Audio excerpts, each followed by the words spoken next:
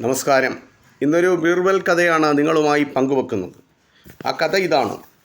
ഒരിക്കൽ പേർഷ്യൻ രാജാവ് കൂട്ടിലടച്ച ഒരു സിംഹത്തെ അക്ബർ രാജാവിന് സമ്മാനമായി നൽകി. ഒപ്പം പേർഷ്യൻ രാജാവ് ഒരു വെല്ലുവിളിയും നടത്തി.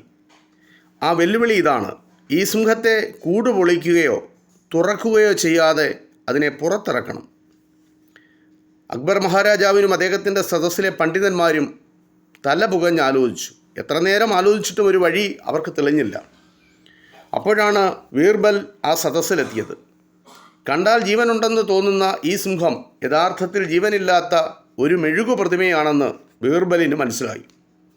അദ്ദേഹം ഒരു ഇരുമ്പ് വടി പഴുപ്പിച്ച് കൂട്ടിനിടയിലൂടെ സിംഹത്തിൻ്റെ മേൽ കുത്തിയിറക്കി. നിമിഷ നേരം കൊണ്ട് സിംഹം ഉരുകിയൊലിച്ച് കൂടിന് പുറത്തെത്തി. ബീർബലിൻ്റെ അസാധാരണമായ ബുദ്ധിശക്തിയെ അക്ബർ മഹാരാജാവ് വാനോളം പുകഴ്ത്തുകയും ചെയ്തു. ഇത് ബീർബലുമായി ബന്ധപ്പെട്ട ഒരു ചെറിയ കഥയാണ്. ഇത് ഇത്രമാത്രം. നന്ദി, നമസ്കാരം.